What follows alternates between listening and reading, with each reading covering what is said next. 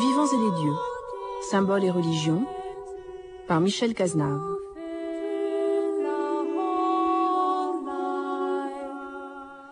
Il est convenu de dire, on le sait bien, que la science est née, voici à peu près 25 siècles, dans la Grèce antique.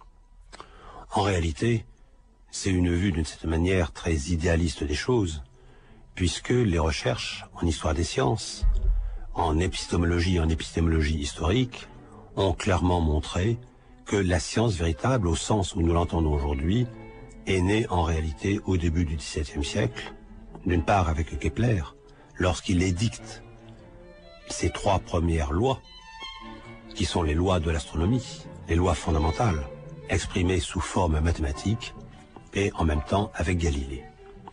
Et si l'on essaie de remonter en deçà, vers une représentation du monde, qui en quelque sorte, de Platon jusqu'à Copernic, a très peu varié avec les siècles, on s'aperçoit que cette science est en réalité totalement irriguée de mythes, totalement remplie des productions d'une imagination, et d'une imagination qui crée son propre cosmos, à l'intérieur duquel elle se répand et elle se révèle, et que, sur le fond, il y a une alliance extrêmement profonde, quasiment organique, entre la vision dite scientifique du monde et sa vision religieuse.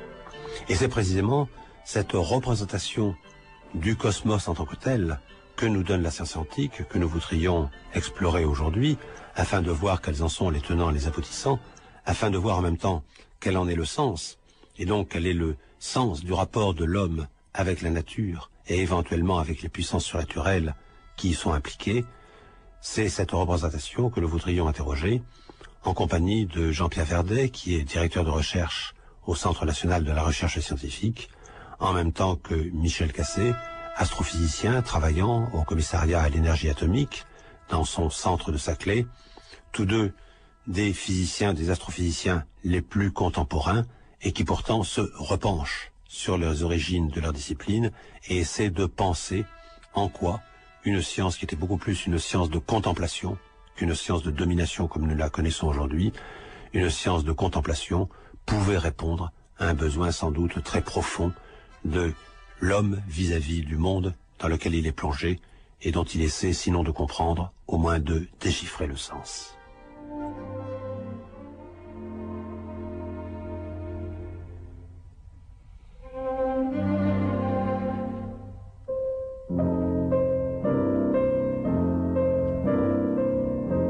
Le ciel est profondément silencieux. Le ciel ne nous parle pas, quoi que certains pensent.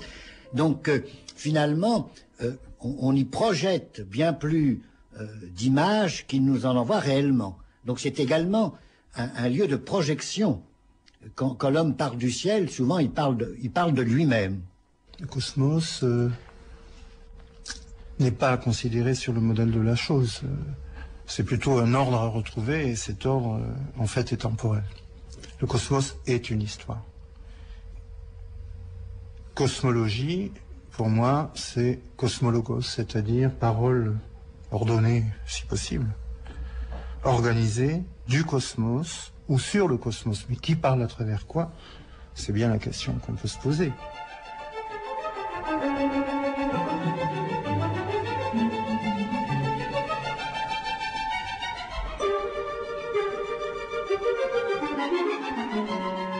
Le ciel est chargé de mythologie, de religion depuis très très très longtemps, parce que finalement, c'est probablement le ciel a dû provoquer très très tôt un double mouvement de la pensée.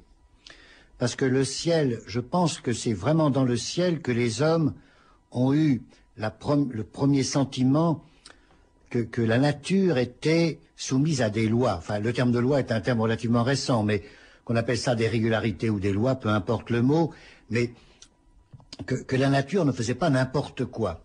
C'est vraiment dans le ciel, avec l'alternance des jours et des nuits, les phases de la Lune surtout. C'est pour ça que la Lune est tellement chargée de croyances, de contes, de légendes.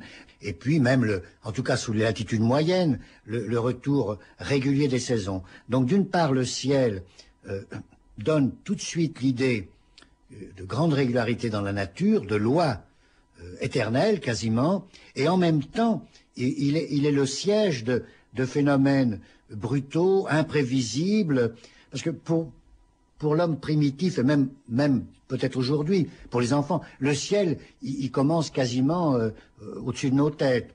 Donc le ciel des orages, de la foudre, de la neige, de la grêle, c'est le ciel au même titre que le ciel des étoiles et des galaxies. Donc il y a à la fois cette découverte de régularité et d'événements imprévisibles qui du coup terrorisent, comme les éclipses, parce qu'il y a rupture dans l'ordre du monde. C'est à la fois l'ordre et le désordre.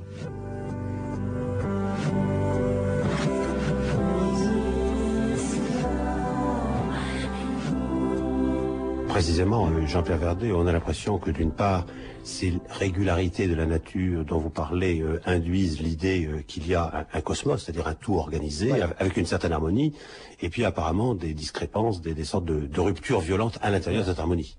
Oui, vous avez raison d'employer le terme de cosmos. C'est la différence entre l'équivalent latin du cosmos grec, c'est le monde, mundus, et c'est un terme beaucoup plus fort qu'univers.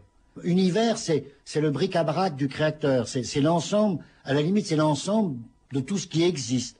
Alors que derrière le mot cosmos ou le mot mundus, alors cosmos c'est la même racine que cosmétique. Donc l'idée de beauté, d'ordre, dans le mot cosmos. Mais alors, précisément, en même temps, est-ce que ce n'est pas ça qui va permettre à l'astronomie d'avancer? Cette idée qu'il y a un cosmos, donc quelque chose qui a des harmonies, qu'il y a donc des règles, d'une certaine manière, et même si ça ne devient pas scientifique au sens où nous l'entendons aujourd'hui, disons quand même qu'on essaie de rationaliser la conception que l'on a du monde. Oui, et là, quoi qu'on dise, c'est totalement l'univers grec. Je n'ai rien contre l'astronomie babylonienne, qui est avant l'astronomie grecque, mais on n'a pas trouvé le moindre modèle dans l'astronomie babylonienne. On a des tables empiriques. Les Babyloniens apparemment étaient de très bons observateurs. Donc ils font de très bonnes observations de la Lune, du Soleil, des planètes et des étoiles, et ils dressent des tables qui sont d'une très grande qualité, mais qui sont totalement empiriques et qui ne peuvent déboucher sur quasiment aucun progrès. Alors que dans c'est les Grecs qui ont cette idée de cosmos, d'ordre, d'harmonie et de modèle géométrique. Le modèle est faux, mais il vaut mieux un modèle faux que pas de modèle, parce qu'il arrive un jour ou l'autre où le modèle rentre en contradiction avec le réel. Donc il faut perfectionner le modèle. C'est ce qui va se passer à partir de Copernic et puis surtout la grande révolution newtonienne.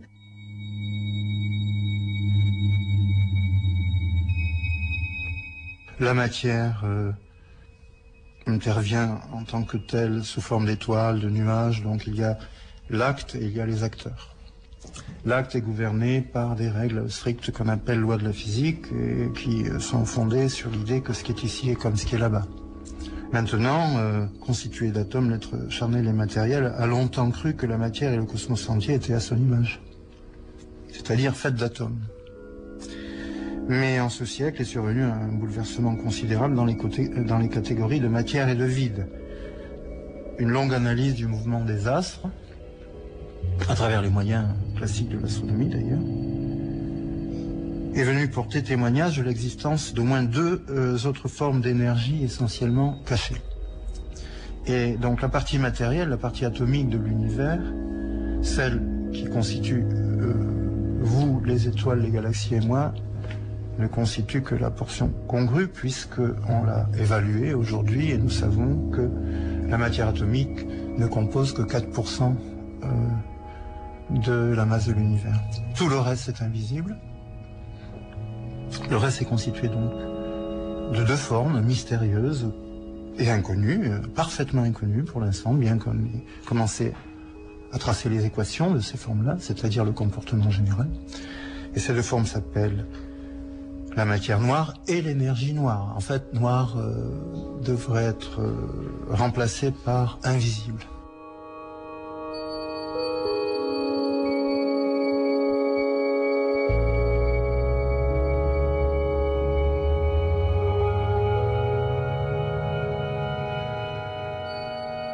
Le visible n'est que l'écume de la lumière. L'atome n'est que l'écume de la matière. Notre bulle causale, c'est-à-dire l'espace qui semble uniforme et ordonné autour de nous, qu'on avait tendance à appeler le cosmos, n'est qu'une infime fraction d'un ensemble plus vaste, si bien que nous sommes à la 4e ou 5e révolution copernicienne. La Terre n'est pas au centre du système solaire déjà, puisque le Soleil occupe cette place. Le Soleil n'est pas au centre de la galaxie, puisque le système solaire dans son ensemble est une infime partie provinciale, rejetée, excentrée, donc sur un bord. La galaxie n'est pas au centre de l'univers, de ce qu'on appelle jusqu'à présent l'univers, puisque cette structure n'a ni centre ni bord. Les lois de la matière, les lois que l'on croyait universelles, ne sont que les lois de notre bulle. Et qui plus est, les 3 dimensions d'espace que nous considérions vraiment comme le fond même de la réalité sont peut-être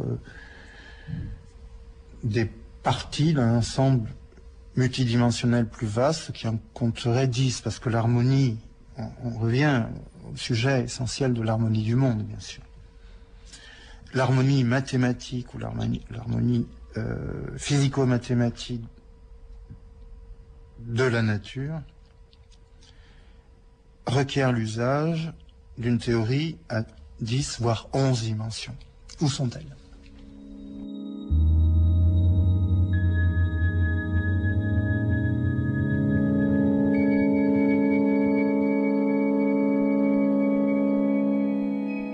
Ce qui est étonnant, tout au moins pour nous, esprit moderne, Jean-Pierre Verdet, c'est que si l'on remonte aux origines de la pensée grecque, de cette mathématisation de l'univers d'une certaine manière, on s'aperçoit qu'il y a Pythagore, qui est quand même un vrai mathématicien, qui en même temps est un grand mystique, et on trouve par exemple ce qui nous est raconté dans le Timée de Platon. Alors dans le Timée de Platon, on est frappé de voir comme il y a tout un modèle géométrique et harmonique, mais la musique et la géométrie, la mathématique vont ensemble, et en même temps c'est un modèle religieux. C'est-à-dire, c'est comment l'âme du monde est créée par le démiurge, et à partir de l'âme du monde, ensuite, notre univers. Donc, on a l'impression que, à la limite, à la naissance, ce n'est même pas un modèle mystique et un modèle, entre guillemets, scientifique à côté, mais ce sont vraiment, chacun baigne dans l'autre. C'est-à-dire, oui. Alors, le Timée est le meilleur exemple. La première cosmogonie qui mérite le nom de cosmogonie au sens quasiment moderne du terme, c'est effectivement le Timée de Platon. Et c'est vrai que chez Platon, le monde est mathématique, parce qu'il vient effectivement de l'école pythagoricienne. Donc il y a cet univers mathématique, mais qui est l'expression du fait que Dieu est géomètre finalement. Le Dieu du Timée, d'abord, est un Dieu qui n'est pas un Dieu tout-puissant comme le Dieu du monde chrétien. Il est soumis à la raison.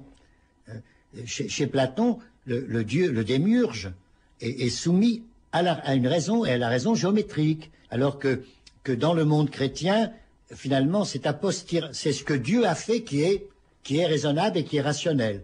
Mais dans le monde, dans le créateur, dans la cosmogonie alors hébraïque, Dieu n'est soumis à aucune contrainte. Il n'a pas les contraintes du démiurge qui copie laborieusement un modèle. Mais c'est vrai que là, du coup, monde dit rationnel et monde religieux, c'est le même. Mais ce qui est assez curieux, si on peut dire, c'est que généralement on dit, après Platon, Aristote, qui lui est beaucoup plus empirique, beaucoup plus rationnel en quelque sorte que Platon, qui est mystique. Or, lorsqu'on lit Aristote et lorsqu'on lit sa description des cieux, finalement, on en aboutit à l'idée du moteur immobile, c'est-à-dire une autre idée de Dieu, en fin de compte. Oui, c'est-à-dire que, en apparence, en tout cas dans les mots, dans les termes, Aristote, on peut dire qu'Aristote, par rapport à Platon en tout cas, chasse Dieu du ciel. Mais effectivement, en profondeur, le premier moteur, eh bien, le fait qu'il agisse sur le monde, c'est sinon un Dieu à honorer, en tout cas, c'est une puissance surnaturelle. Et c'est vrai que, alors, ça passe quand même par la métaphysique, le traité du ciel et la physique. C'est un tout cohérent. Alors c'est vrai que ça apparaît comme un monde strictement scientifique, où Dieu n'apparaît pas directement, mais c'est vrai que, in fine, il est quand même présent. Sinon, c'est un peu comme Descartes. Descartes réduit l'action de Dieu à quasiment rien. La matière première est la pichenette. Et après, il n'est même pas responsable, si j'ose dire, du service après-vente, n'est-ce pas? Mais n'empêche que ceux qui disent que Descartes est un athée qui avance masqué, non. Si on retire Dieu de l'univers cartésien, tout s'effondre.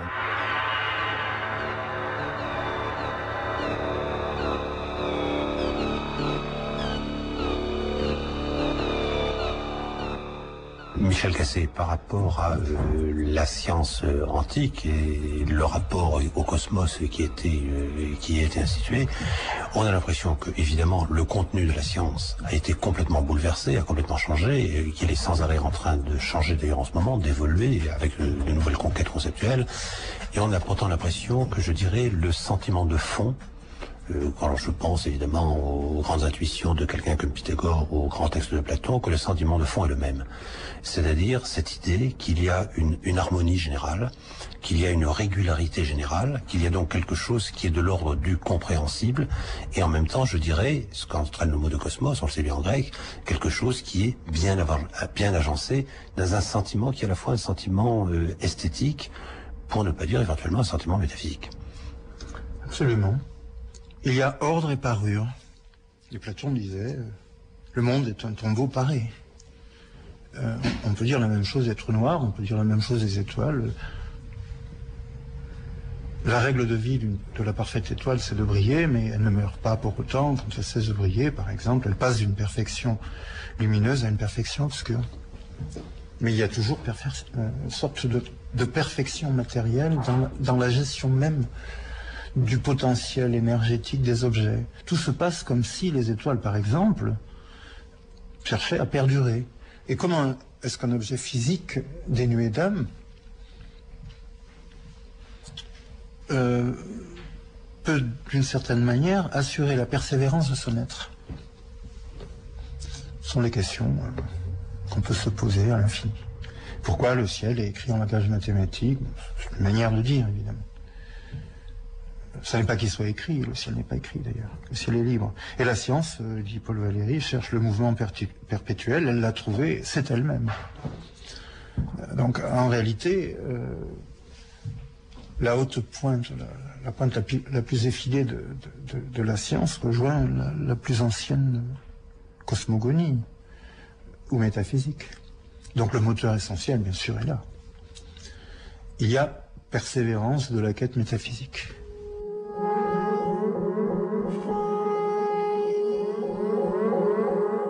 C'est une quête éperdue qui est menée depuis l'origine de la pensée, qui n'est pas différente de celle de Platon.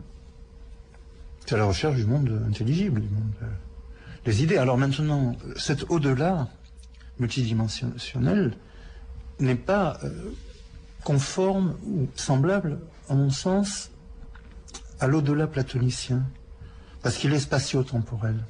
Donc vous voyez, c'est un mixte. Ce n'est pas le monde des idées pour autant. C'est un monde dimensionné, c'est un monde géométrique. Ces dimensions sont là, et cet au-delà dimensionnel n'est pas pour autant hors de l'espace-temps. Il est l'espace-temps.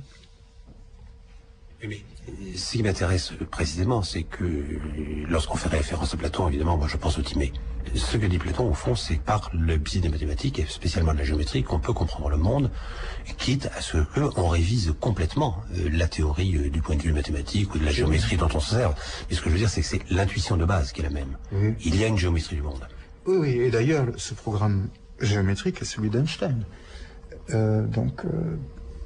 Platon, c'est Descartes, mais Descartes, c'est Einstein aussi, de ce point de vue. Donc Descartes, reprenons-le, c'est une autre figure, celui de la géométrie. Géométriser le monde, ça consiste à dire que la gravitation, par exemple, le fait que la matière attire la matière, que la matière ait de l'attrait pour la matière, n'est qu'un artifice lié à la courbure de l'espace, n'est qu'une manifestation, finalement, d'une propriété géométrique de l'espace. Et donc ce programme de géométrisation du monde, platonicien bien sûr, qui est merveilleusement illustré dans le Timée, où d'ailleurs les atomes sont des atomes de géométrie. Ce qui est magnifique, les triangles scalènes et les triangles équilatéraux sont utilisés pour former des solides platoniciens. Et le nombre de triangles scalènes se conserve, et le nombre de triangles équilatéraux se conserve, mais ça n'est rien d'autre que la mécanique quantique. Je veux dire, il y a conservation abstraite d'un nombre.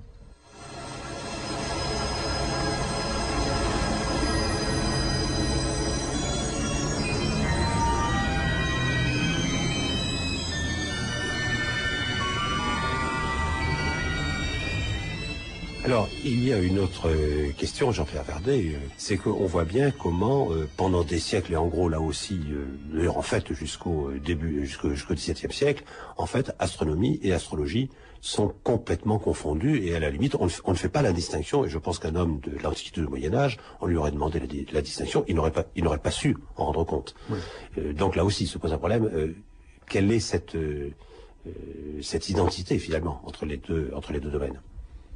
Oui, c'est vrai que jusqu'à la fin du XVIIe, et astrologue, astronome, c'est presque synonyme. Encore qu'il y ait toujours eu des astronomes, sinon opposés à l'astrologie, des astronomes qui étaient totalement indifférents. Alors, je sais bien que l'argument du silence n'est pas un argument.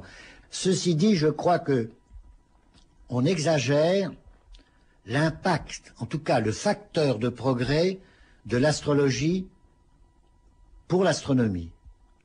Sincèrement, je pense, en toute objectivité, qu'il est, même par des historiens qui ne croient plus à l'astrologie, il est surestimé. Je pense que, dans les premiers temps, le grand moteur de l'astronomie, c'est le calendrier. C'est un moteur de progrès des connaissances astronomiques, et en particulier du mouvement des astres, qui est quand même le seul problème sur lequel les astronomes se sont penchés pendant des siècles. Eh bien, le calendrier, en particulier le problème de concilier un calendrier lunaire qui est très naturel parce que, je le répète, les phases de la Lune scandent le temps à moyen terme, disons, et l'année solaire qui est indispensable pour l'agriculture. Donc, comme c'est très difficile à concilier, c'est un grand moteur pour l'astronomie. Alors que l'astrologie se contente pour dresser soit l'horoscope individuel, qui est une chose relativement récente. À Babylone, on ne dresse pas d'horoscope individuel. Dans le monde grec, au début non plus. D'abord, c'est la météorologie qui est réglée par l'astrologie, c'est la médecine, et puis c'est le destin des États, à quel moment on doit déclarer une guerre, etc. C'est l'astrologie des États, disons. Mais les astrologues se contentent des connaissances. Alors, ils ont les connaissances astronomiques de l'époque. Ils ne sont pas totalement ignares. Mais ils se contentent des connaissances d'une époque. Mais vous avez raison, toujours pareil, jusqu'à la révolution newtonienne qui parachève la révolution copernicienne, astrologie et astronomie sont totalement mêlées. Totalement mêlées.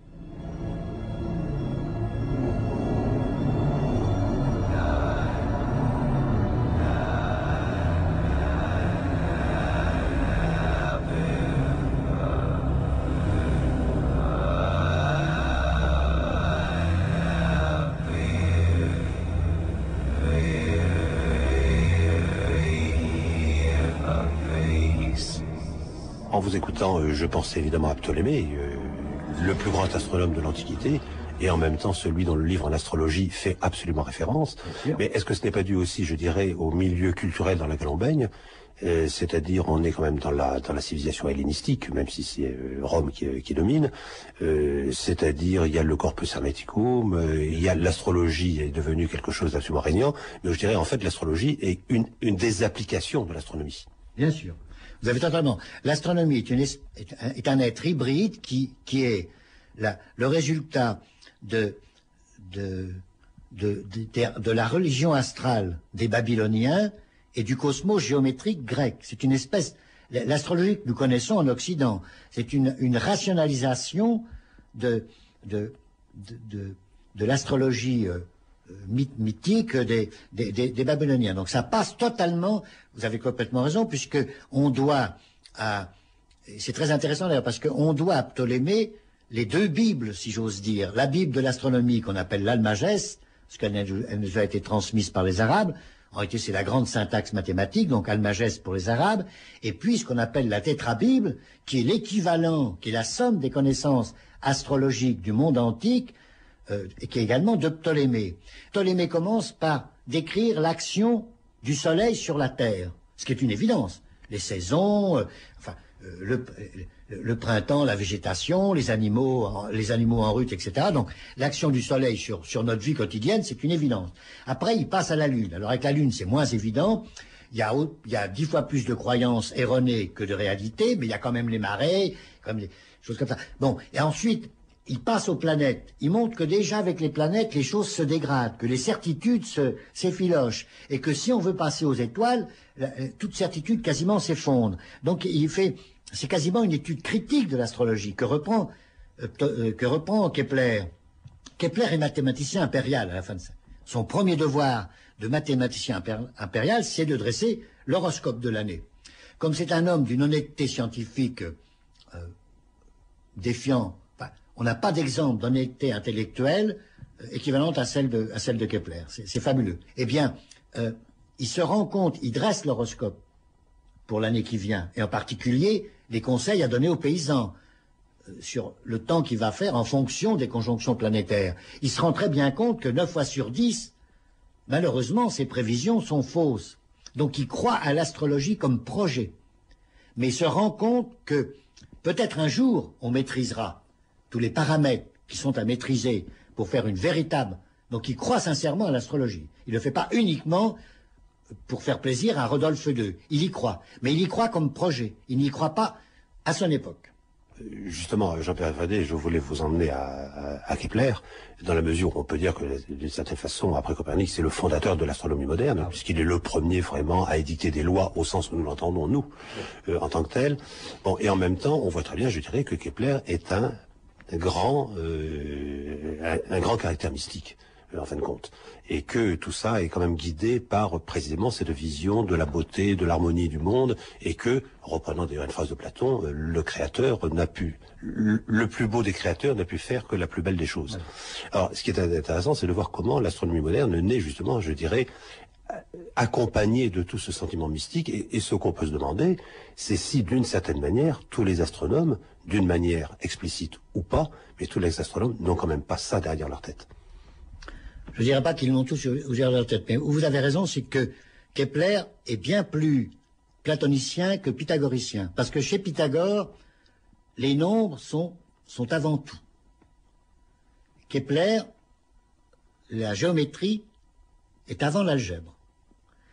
Et Kepler, donc, est quand même très platonicien, et le hasard faisant que on connaît 5 planètes visibles à l'œil nu du temps de Kepler, on ne connaît que les planètes visibles à l'œil nu par définition, et donc il reprend les 5 polyèdres réguliers du monde grec, parce que les Grecs ont été capables, les géomètres grecs ont été capables de démontrer qu'il n'y avait que 5 polyèdres réguliers dans la nature, et il réussit à construire un modèle géométrico-mystique ou géométrico-divin, absolument comme le Timée de Platon, à partir des 5 polyèdres.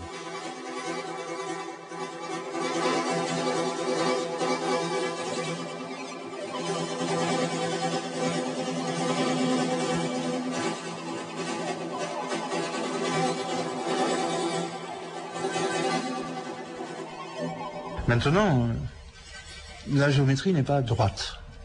Contrairement aux faces ou aux arêtes des solides platoniciens, la géométrie devient souple.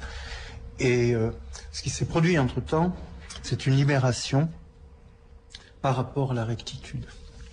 Donc le charme sinueux des valeurs esthétiques intervient maintenant pour dire que l'espace est déformable. Donc, le courbure de l'espace est une notion d'ailleurs fort élégante qui libère l'espace de sa rigidité. La mécanique quantique est là pour dire aussi la rigidité des lois empêche le dessein de s'accomplir. L'incertitude devient une nécessité, à condition qu'elle soit codifiée. Donc un incertain codifié n'est plus un incertain par ailleurs. Donc cela devient d'une très grande subtilité, ça veut dire qu'il y a subtilité dans la science, et ça c'est nouveau. Ce qu'on ne voit pas n'existe pas pour non pas Descartes, mais saint Thomas. Et la science a longtemps été considérée comme la mise en relation d'observables de ce qui pouvait être vu. Eh bien, nous n'en sommes absolument plus là, puisque les neutrinos nous traversent à raison de 60 milliards par centimètre carré par seconde, et ils existent aussi bien que les protons. Et donc l'invisible, à pas de citer. Donc le souple, l'invisible, le subtil, intervient en masse dans la science. Si j'ose dire, en masse mais avec légèreté. Et ça c'est nouveau par rapport à tout l'enseignement que j'ai eu, où on nous infligeait l'idée que finalement tout était absolument déterminé, raide et viril.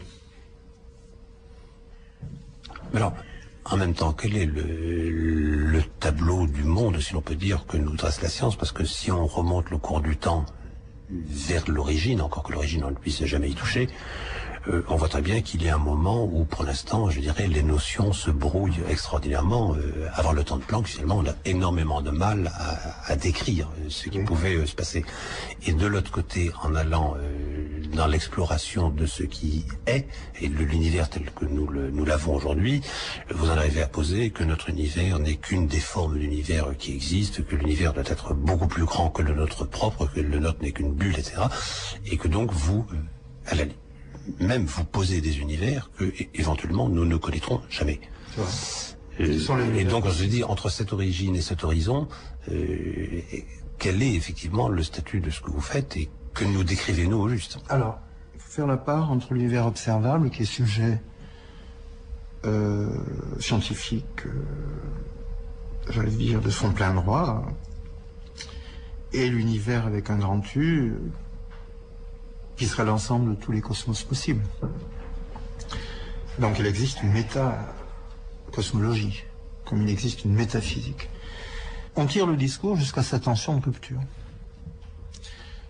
Et dans ces conditions, bon, rien n'empêche de le faire, si vous voulez, mais il faut bien prévenir qu'à un moment donné, on dépasse, d'une certaine manière, les limites, les bornes. Mais c'est en, justement, tirant jusqu'à la rupture les équations, qu'elles se mettent à exprimer justement des choses toujours plus profondes et mystérieuses. Et donc, c'est une forme de, non pas de divination, c'est une forme de recherche.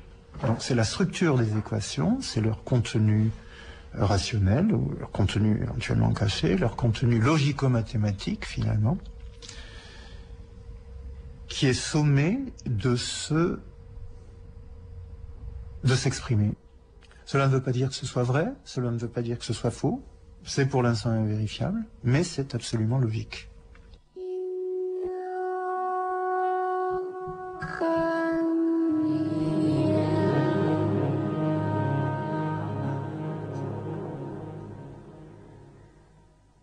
En fin de compte, Michel Gasset, lorsqu'on vous écoute, on est amené à se demander, vous vous rappelez peut-être que Pascal disait qu'il y avait 3 formes de libido.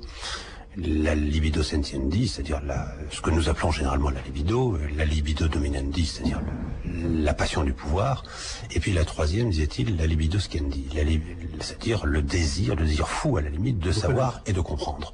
Et on a l'impression qu'en fin de compte, c'est dans ce registre que vous vous inscrivez. Tout à fait évident. Donc c'est une forme effectivement érotique, c'est sûr. Il y a un éros dans l'esprit. Il y a un éros dans le corps. Mais la séparation de toutes ces fonctions n'est peut-être qu'arbitraire, après tout.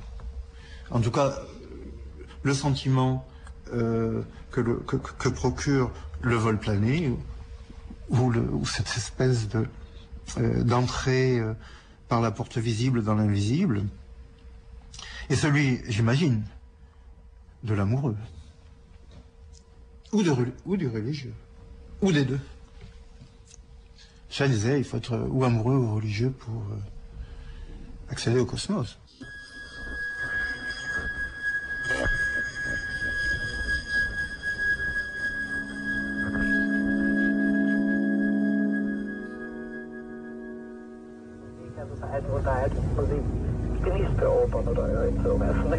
Ja. Oskiftere sopa, liksom rustiga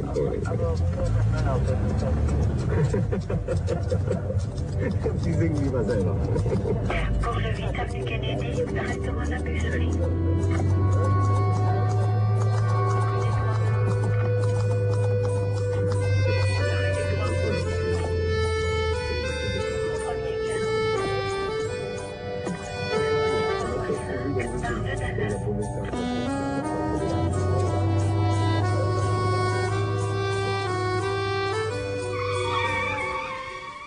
Livre.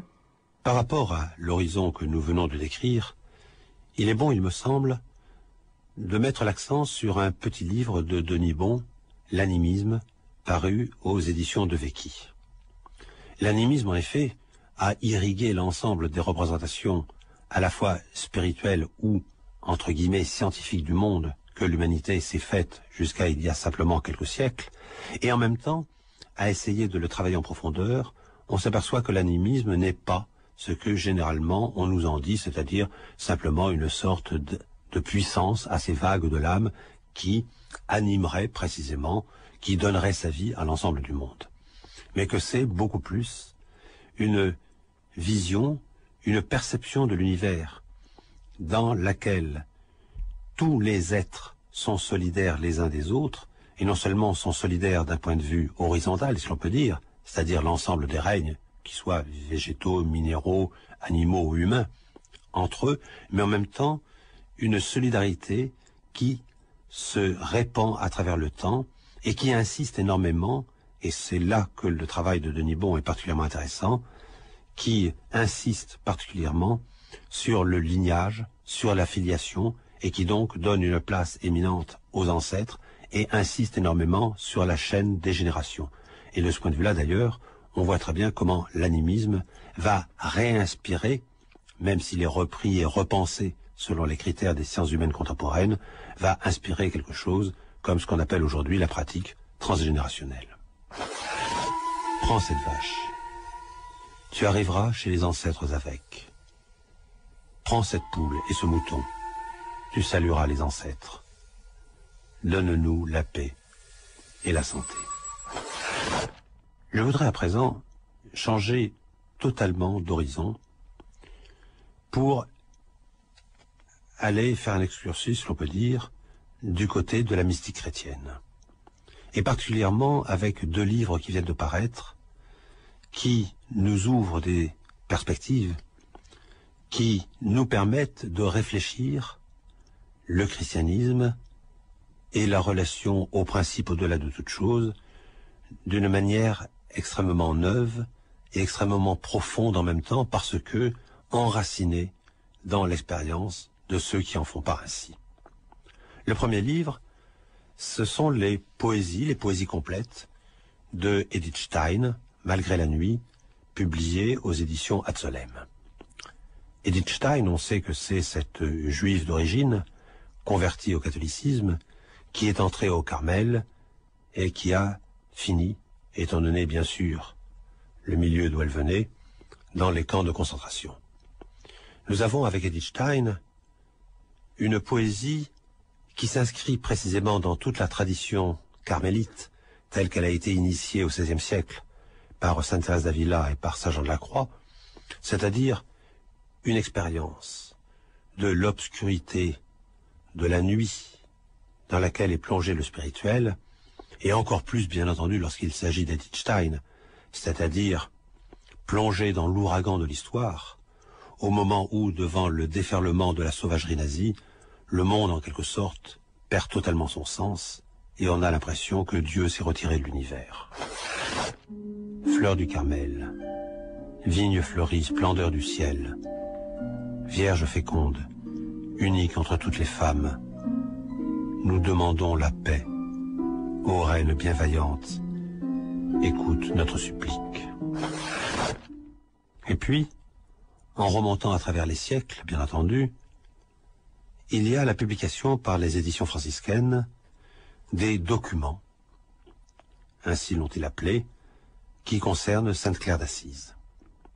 C'est-à-dire à la fois les textes écrits par Sainte Claire elle-même, comme les règles de son ordre, du second ordre des franciscains, celui des Clarisses, à la fois son testament, à la fois sa correspondance par exemple avec Agnès de Prague, la fille du roi de Bohême qui elle-même était entrée chez les Clarisses, mais aussi l'ensemble des textes qui la concernent, qui rapportent sa vie, ou des décisions prises par Rome devant les demandes de Claire d'Assise. Et on y verra particulièrement la façon dont, par exemple, le pape Innocent III admet ce qu'il appelle le privilège de la pauvreté, c'est-à-dire, dans la droite ligne de ce qu'avait voulu saint François d'Assise, la façon dont Claire demande à pouvoir suivre au plus près les règles évangéliques telles qu'elles avaient été édictées par Jésus. Tu te déferas de toutes choses pour me suivre. Et là, il y a une compréhension beaucoup plus profonde qui est permise du personnage de Claire d'Assise et au-delà, évidemment, de la révolution spirituelle que le franciscanisme avait représentée dans une Europe, dans une Église en même temps dont on sait qu'elle était extraordinairement vacillante, sous les coups de boutoir du catharisme d'une part, ou des hérésies qui allaient advenir comme les Béguines ou comme les frères du Libre-Esprit, et où on saisit comme à la source en quelque sorte quelle était cette spiritualité tellement claire et tellement pure qui ne pouvait se vivre que dans le dénuement, par imitation du dénuement même du Seigneur qui l'inspirait. En réponse à votre supplique, nous confirmons par faveur apostolique votre volonté de vivre en très haute pauvreté. Et par l'autorité des présentes, nous vous accordons de ne pouvoir être forcé par personne à recevoir des biens.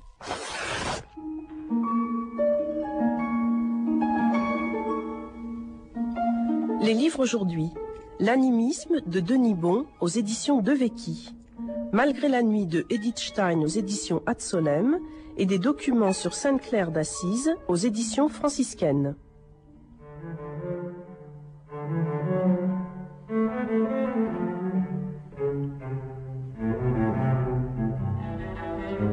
C'était Les Vivants et les Dieux, une émission proposée par Michel Cazenave, avec aujourd'hui la participation de Michel Cassé et de Jean-Pierre Verdet. Mixage Delphine Baudet, réalisation Isabelle Ihuel.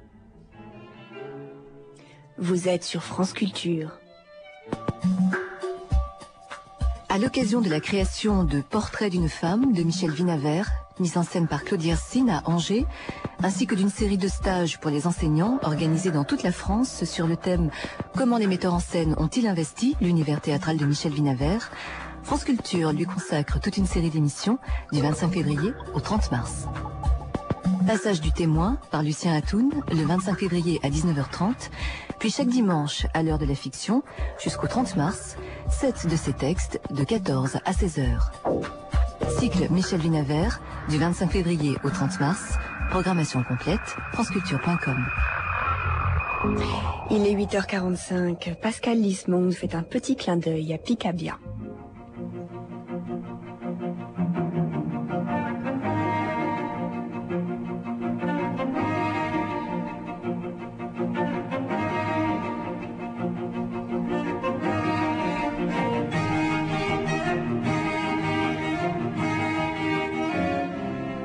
Clin d'œil.